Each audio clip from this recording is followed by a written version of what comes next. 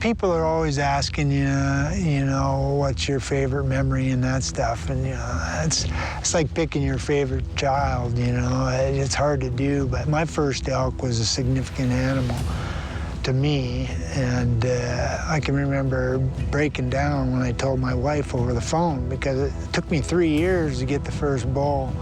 And it also kind of got my outdoor writing career going. I sold an article about that bull, and I became addicted to elk hunting. So that one bull changed my life. No way around it. 34 elk hunts later, I ain't done yet.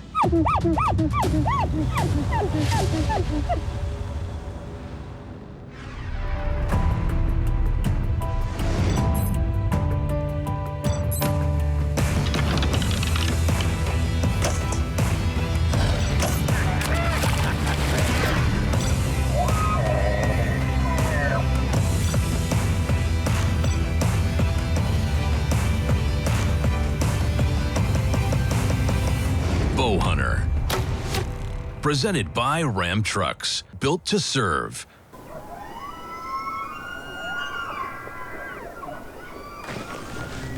Well, I've hunted elk in 6 or 7 states and Canadian provinces and stuff, and I don't get a chance to hunt with my sons that often because I'm on the road. And so I decided we needed all 3 apply for Arizona. It took us 12 years to draw this year, and that was after scaling down on choice of units. And so I've been pretty fired up. I've been waiting for this hunt for 12 years and to do a father-son hunt. And I wanted to have it a DIY hunt with just us. And my desire was to be there when each son killed a bull. So that's why I wanted to hunt together, put them out as 2 shooters, spread them out, cover the downwind side. I really didn't plan on hunting that much. I was gonna be mostly just gonna call. That was what my plan was. Put them out there, and if they both killed bulls, then I would start hunting. We got the wind now. Cut this way. And then that was a satellite bull right there. Jason is 7 years older than Jared, and so him and I, we hunted and fished everywhere, and he's become a very serious outdoorsman when it comes to fishing, especially, and to hunting. He takes it serious. He's really into it. Jared, he liked it, but as he grew, and pretty soon he's 6'8" in high school and playing basketball and then college ball. Of course, that all conflicts with hunting, so he kind of got away from it a little bit because of those obligations, and I wanted to get him back into it and get him fired up about bow hunting again. You know, I was there when they both shot their first deer with bows, and Jared hasn't shot too many, but Jason, he's been after him a long time, and he had already killed 2 elk before this hunt, so he has a little bit of elk hunting experience, but this was Jared's first time hunting elk with a bow. Jared's first morning of elk hunting was off the charts. And this herd bull's just screaming.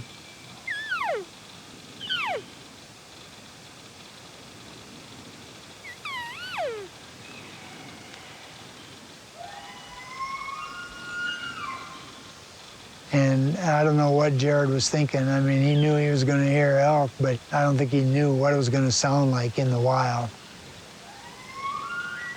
And he was set up to my right, Jason was set up to my left, and I saw a bull coming, raghorn, 4-point, maybe it was a 5, just black from being in the mud. And he was sneaking up behind Jared, and I didn't know if he saw him or not. I just had no way to warn him.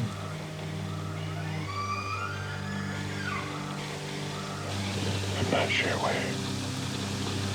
But this bull comes over the ridge, and Jared's standing right there, and he says it was 25 yards. I had thinking it was more like 15. And that bull was right in his face, and of course he wasn't drawn. And the bull spooked and ran and and still stood there for a little while, but he still couldn't. He didn't think he could draw. And that was the inexperience, you know. Sometimes when an elk comes in like that, you know you're gonna spook him, but you draw, you have no option, you might as well draw. And if he spooks, typically he'll just run 5 to 10 yards and stop. And that's what this bull did. When he spooked, he just stopped. And if Jared had just gone ahead and drawn, you know, but that's lack of experience, that's how you learn. That was a party going on there. So we had at least 5 bulls in that little party. So you heard more bugling on your first morning of elk hunting than some people hear in an entire hunt. And that was some serious bugling too. Well, let's go find another one. This segment of Bowhunter is brought to you by Hoyt. This segment of Bowhunter is brought to you by Rage Broadheads. And normally, I'm either hunting for myself or I'm hunting with a guide. And now I was taking on the role of the guide. That was a bugle already. Okay, we had some bulls going here last night, and we had pretty good bugling, so we're just gonna mosey down this road, but we're gonna parallel the road because this rock is way too noisy, so we'll get into the woods a little ways, parallel the road, just quietly listen, find a comfortable spot to just sit and let things start to happen, and then we'll make a move. It's kind of funny. I mean, I wanted my 2 sons to kill bulls before me, and I wanted them to have a good experience, especially for Jared. I wanted, most of all, a bull to come in close and bugle right in his face because I knew he was going to lose it. Yeah, everybody does. It's an amazing experience. It's what keeps me doing this. It's why anytime somebody asks me what my favorite animal is, it's an elk, and that's why.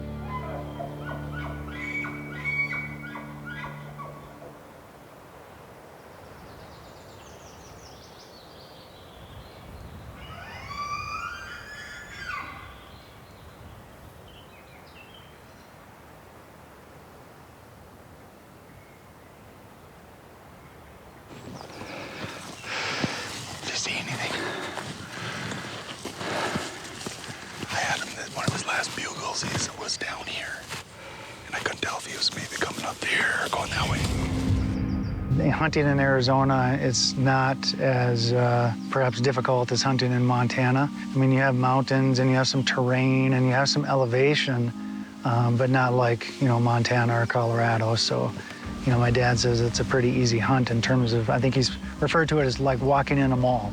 And I don't know if I'd say that for a 47-year-old guy that has an office job and has sat on his butt for the last 20 years, but I've held up okay.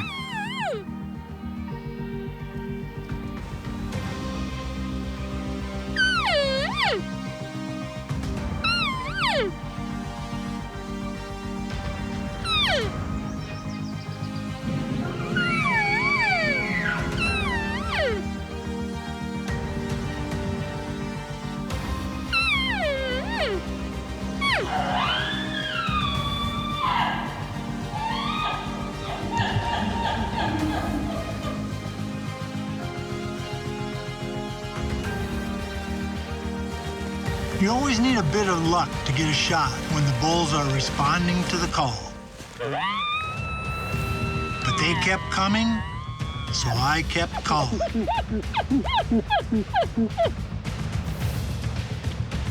We finally surrendered to the elk that evening and headed back to camp. Dead On with Randy Ulmer, brought to you by Hoyt. One of the things I've noticed, in the last 10 or 15 years is both archers and rifle shooters are becoming much more precise. There's a lot of information out there, and bow hunters have become very accuracy conscious. And I've shot Easton arrows forever, and I think they're the best arrow out there. And every arrow that Easton markets for hunting is a good arrow. It's straight, it's strong. But I like to take things to the nth degree, so I've started shooting their competition arrows for hunting. And they don't market them as such, but basically they're designed the same way, but their tolerances are a little stricter, because these are the arrows that the Olympic archers shoot and the world-class compound shooters shoot. They're a little more straight down the shaft, and their spine is more consistent around the shaft. So what I'm hunting with this year is a pro comp. The straightness is unbelievable. And with these arrows, I can take a dozen of them, and almost each and every one of them will hit in the same hole at 40 yards with a shooting machine. And the cool thing is, they're 4mm shafts, so I can use the internal components that I use on my injection shafts and the same nocks. So I can use this shaft, and with the Deep 6, I can put a broadhead on it, and it is more accurate than any other arrow on the market. Gonna cost you a little bit more, but it's worth it in my opinion. This segment of Bowhunter is brought to you by Ram Trucks, built to serve. This segment of Bowhunter is brought to you by Easton.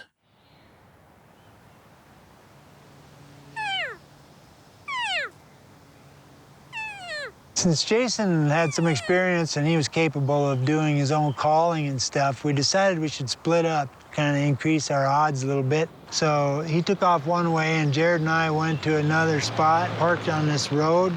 It was closed, so we parked there and started walking down the road. Hear that? There's a bull just bugled over here.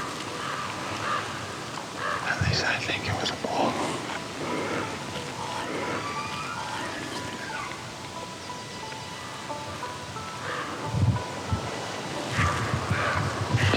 That high pitch one. Or that way, you think? Or that way more? Good, because that's the way we're going. We didn't go 150 yards, and there was bulls bugling. And I started cow calling, and this one bull had his mind made up. He was coming.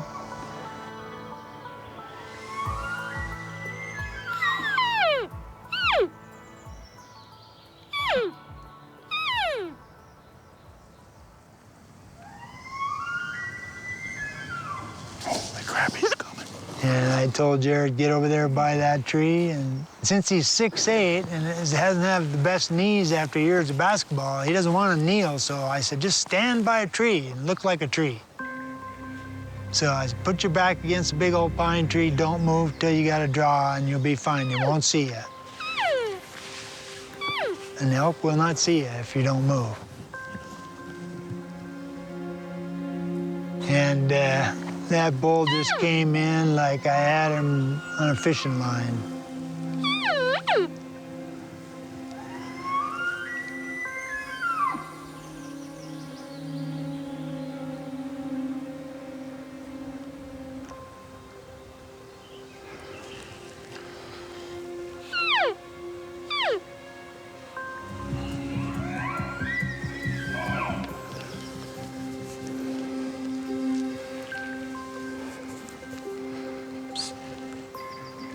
Pretty soon I hear his bow go off and an arrow clacking through the trees.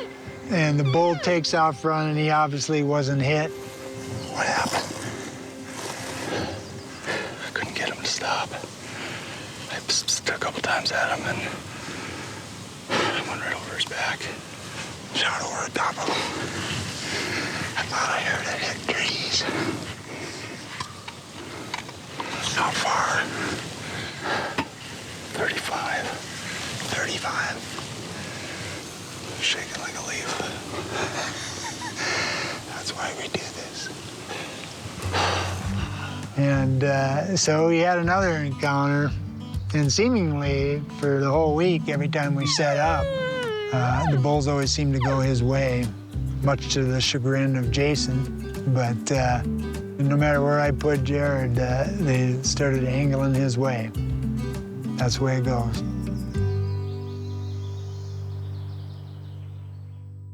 This segment of Bowhunter is brought to you by Browning Trail Cameras. This segment of Bowhunter is brought to you by Lancaster Archery Supply.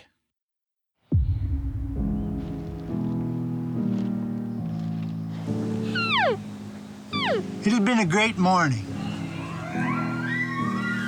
I called the bull into Jared, and he got drawn this time,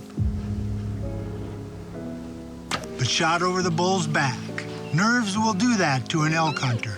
We went back to camp, had breakfast and everything, and then we went back in the same area for the evening hunt.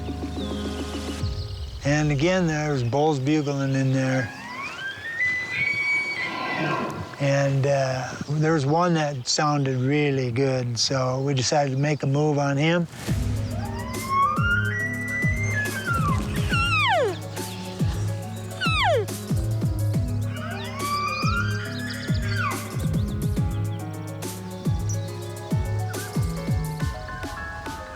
And he wasn't down in the bottoms, he was up on the top of a ridge. And so we started putting moves on him, and that bull was a crafty one. He would not give us the wind. This one's moving out. I was gonna hit the road, go around, cut him off. He's moving like crazy. Yeah, he's pretty far away now.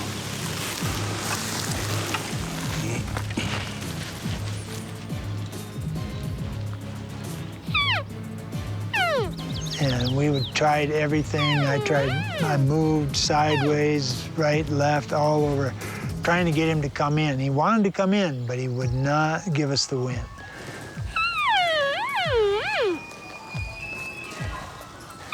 And then we angled around, got below him, and then next thing I know, he's right back in the same spot, and there's a real thick bedding area there. It's like he didn't want to leave that bedding area. And this time we got below him and got beyond him so he didn't get our wind in the thermals.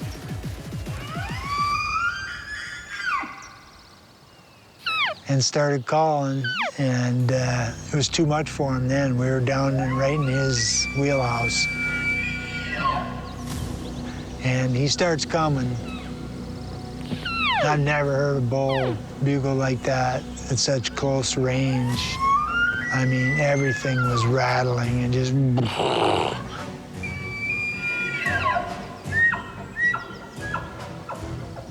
And it was a heck of an experience. And I had Jared on the downwind side of me, hoping that the bull would try to go steal the wind over there. And that didn't happen.